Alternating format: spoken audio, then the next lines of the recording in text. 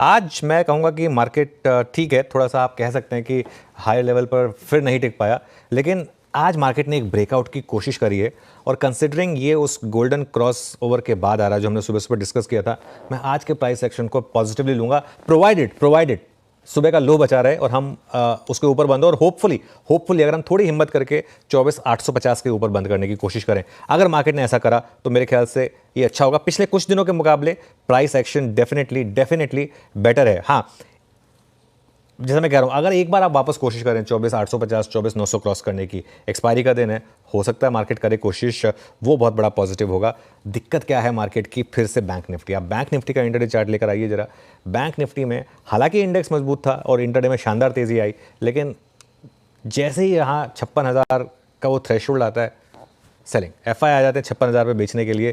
करना चाहिए कि शायद हम बेस भी तो प्रोटेक्ट कर रहे हैं, हम 24,500 को वालेट नहीं कर रहे हैं, 55,500 को वालेट नहीं कर रहे हैं। इसकी सिग्निफिकेंस और levels to watch for this closing. Anuj बिल्कुल वीरो, देखिए बात करते करते मार्केट में एक और स्लिप आया थोड़ा हायर लेवल से और 24,700 के हम नीचे आए। देखिए वीरो, जो बात आपने कही ना, मैं उससे बिल्कुल सहमत हूँ। अगर आपको इंडेक्स में ट्रेड करना ही है तो मेरे ख्याल से लॉन्ग रहें फिर, क्योंकि मार्केट ठीक है ब्रेकआउट नहीं दे रहा आपको, लेकिन बेस प्रोटेक्ट कर रहा है। 20 डेमा को हमने आज फिर रिक्लेम कर लिया और ऑप्शन के जोन नहीं तोड़ रहे हैं हम लोअर लेवल पर। और मार्केट देखिए ख़राब नहीं है, मार्केट अगर ख़राब होता तो एडवांस डिक्लाइन, जिस तरीके का एडवांस डिक्लाइन पूरे महीने रहा है, ये मार्केट है तो ब्रेकआउट के काफ़ी करीब। और ये इवेंचुअली एफआईएस की सेलिंग भी एक स्टेज पर आकर मार्केट इसको ना सिर्फ एब्जॉर्ब करेगा, बल्कि एक स्टेज में आएगा जहाँ पर ये जो शॉर्ट्स हैं एफआईएस के शॉर्ट्स, देखिए एफआईएस के शॉर्ट्स को अब तक फॉलो थ्रू नहीं मिला है, उनको कोई ट्रैक्शन नहीं मिला है। वो शॉर्ट रहे हैं, लेकिन ऐसा नहीं है कि उनके शॉर्ट्स को पैसा बना है। आपने जैसे बोला मार्केट चलने को तैयार नहीं है, लेकिन गिर भी नहीं रहा है। वो वैसे बाय द वे आपने वो अब तक 56 की बात की ना, मुझे वो डायलॉग याद आ गया जिसमें वो कहते हैं हमसे पहले भी एक दुनिया थी, हमारे बाद भी एक दुनिया रहेगी। तो इसके लिए मैं ये इस कॉन्टेक्स्ट में कह रहा हूँ। मैं थोड़ा सा पहले अपने दर्शकों से थोड़ा सा माफ़ी मांगना चाहूँगा कि सुबह की कमेंट्री के बाद निकल गया था मैं, थोड़ा सा सुबह तबीयत नासाज थी मेरी, तो इसके लिए, लेकिन अब बेटर था तो इसके लिए वापस आ गया। लेकिन पॉइंट ये है कि मार्केट में इस समय आप लॉन्ग रहें और पोजिशनली, और कोशिश करें कि इस वॉलेटिलिटी को थोड़ा झेलें। उसको आप पोजिशनली झेल पाएंगे, इंट्राडे में तो नहीं झेल पाएंगे। हाँ, एक स्टॉप लॉस रखें। अब आज का लो मेरे ख्याल से एक फ्रेश आपके लिए स्टॉप लॉस हो सकता है। और अगर आपने 24,900 क्रॉस किया तो फिर मुझे लग रहा है कि 25,100 तक का रास्ता फिर आपके लिए खुलेगा। और वो जो गोल्डन क्रॉसओवर बना है उसको इतनी जल्दी मेरे ख्याल से मार्केट नेगेट नहीं करेगा।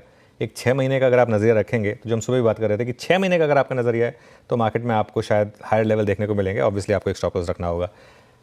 बैंक निफ्टी की भी जहाँ तक बात है, अब बैंक निफ्टी कहने को 56,000 नहीं क्रॉस कर पा रहा है, लेकिन फिर भी अगर आप थोड़ा सा लंबा चार्ट देखेंगे तो आउट परफॉर्मर है। कल पॉलिसी है बैंक निफ्टी, आई थिंक उसकी वेट कर रहा है। मेरा ये मानना है कि अनलेस पॉलिसी में कुछ बहुत ज़्यादा पॉजिटिव आ जाए, कल थोड़ी सी बैंक निफ्टी में हायर लेवल से प्रॉफिट बुकिंग आ सकती है एक बार के लिए, जहाँ मुझे लग रहा है आपको अपॉर्चुनिटी मिलेगी। अगर आपको बैंक निफ्टी फॉर एग्जांपल जब तक आप 55,500 के ऊपर है बाय द वे, तब तक कोई दिक्कत नहीं है। कल अगर आपको फॉर एग्जांपल पॉलिसी की वजह से कोई नॉक मिल जाए बैंक निफ्टी में, और अगर आपको 55,100 55,200 के करीब के लेवल मिल जाए कल, तो वो मेरे ख्याल से एक अच्छा मौका होगा वापस री एंट्री करने के लिए, क्योंकि बैंक निफ्टी भी तैयार तो है ब्रेकआउट के लिए, बस वो थोड़ा हायर लेवल पर अटक रहा है। लेकिन असल में मामला क्या है ना, सारा का सारा इस समय स्टॉक स्पेसिफिक का, इंडिविजुअल स्टॉक्स ढूंढिए, इंडिविजुअल थीम्स ढूंढिए, पैसा वहीं बन रहा है सर। जिस प्रकार की स्थिति अभी भारतीय बाजारों में बनी हुई है, पूरी तरह से भारतीय बाजार एक रेंज के कब्जे में है। आज तो फिर भी ठीक ठाक तेज़ी देखने को मिली, एक ब्रेकआउट के संकेत आती हुई दिखाई दिए, लेकिन एंड में हुआ क्या, वहीं ऊपरी स्तरों से फिर से सेलिंग देखने को मिली। निफ्टी में ज़रूर 130 पॉइंट की तेज़ी देखने को मिली, लेकिन बैंक निफ्टी ऊपरी स्तरों पर जाता है और फिर से एफआईएस की सेलिंग बैंक निफ्टी को नीचे की तरफ धकेल देती है। पिछले 4 दिनों का आप डेटा देखोगे तो एफआईएस की सेलिंग इस प्रकार से है कि 4 जून, 3 जून, 2 जून और 30 मई, यहाँ पे करीब कल 1,000 करोड़ की बाइंग देखने को मिली, लेकिन उसके अलावा पिछले 3 दिनों में देखें तो 10 से 11,000 करोड़ की सेलिंग आपको देखने को मिल जाएगी। तो एफआईएस की तरफ से लगातार सेलिंग का होना भी भारतीय बाजारों को नेगेटिविटी की तरफ धकेल रहा है, क्योंकि लगातार हम यही देख रहे हैं कि एफआईएस 3.5 लाख करोड़ से ज़्यादा का माल भारतीय बाजारों में बेच चुके हैं। और हम यह भी बात बता रहे हैं कि यदि उसका करीब 1/3 या आधा हिस्सा भी भारतीय बाज़ारों में आता है तो आप अनुमान भी नहीं लगा सकते इतनी ज़बरदस्त तेज़ी भारतीय बाज़ारों की तरफ से देखने को मिल सकती है। लेकिन ऐसा कब होगा ये किसी को भी पता नहीं है, क्योंकि फ़िलहाल भारतीय बाज़ार एक रेंज में जो कि 24,500 से 25,100 25,000 की रेंज में कामकाज करता हुआ नज़र आ रहा है। आज ज़रूर थोड़ा लग रहा था कि बाज़ार 24,900 का स्तर पार कर लेगा, लेकिन ऐसा हुआ नहीं। उसके लगभग बाजार गए और फिर से बाजार में ऊपरी स्तरों से सेलिंग ही देखने को मिली। तो लगातार ऊपरी स्तरों से सेलिंग प्रेशर कॉल राइटर्स के द्वारा भारतीय बाजारों में देखने को मिल रहा है। तो एक मजबूत जोन 24,500 जो कि कॉल राइटर पुट राइटर्स का जोन, और 25,000 25,100 जो कि कॉल राइटर्स का जोन, और ज़बरदस्त तरीके से यहाँ पे राइटिंग होती हुई दिखाई दी है। जब भी इस रेंज से बाजार निकलेगा तो एक ज़बरदस्त तेज़ी या ज़बरदस्त गिरावट के पूरे संकेत देखने को मिल सकते हैं। तो यहाँ पे आपकी नज़रें ज़रूर रहनी चाहिए। उसके अलावा कोई ऐसे संकेत नहीं है जिसकी वजह से भारतीय बाज़ारों में कोई बड़ा करेक्शन देखने को मिले या कोई बड़ी तेज़ी देखने को मिले। अब धीरे धीरे भारतीय बाज़ारों में जो रुझान आएंगे वो पॉजिटिविटी के ही आते हुए दिखाई दे सकते हैं। उधर रेंज की बात करें, लेवल्स की बात करें, तो 24,900 पार होते ही बाज़ार में 25,125 आता हुआ दिखाई देगा, और वो लेवल पार होता है तो 25,500 25,800 तक के लेवल्स आपको जल्द ही दिखाई दे सकते हैं।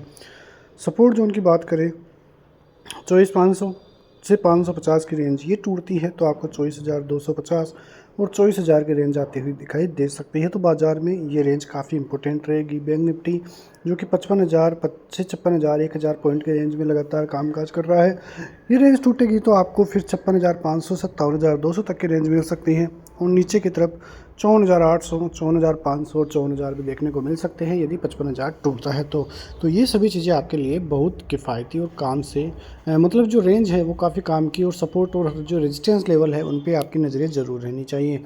फिलहाल भारतीय बाज़ारों की तरफ से सबसे अहम मुद्दा जो था वो इकोनॉमी को लेकर था, और जीडीपी ग्रोथ जिस प्रकार से भारतीय बाज़ारों की देखने को मिली वो काफ़ी ज़बरदस्त थी। उसके अलावा जो आंकड़े आते हुए दिखाई दिए वो भी काफ़ी ज़बरदस्त थे। तो भारतीय बाज़ारों में एक निचले स्तरों से तेज़ी के बाद लगभग एक महीने बाज़ार कंसोलिडेशन के मूड माहौल में है, और ये एक रेंज में रहना इम्पोर्टेंट भी है, क्योंकि भारतीय बाज़ारों में ऐसा नहीं है कि एकदम से गिरावट होगी। भारतीय बाज़ारों में आने वाले दिनों में एक बड़ी तेज़ी और बड़ी रैली की संभावनाएं आगे देखने को मिल सकती हैं। तो ये सभी चीज़ें आपके लिए काफ़ी कामदायक होगी। मिलते हैं नेक्स्ट वीडियो में, तब तक के लिए जय हिंद।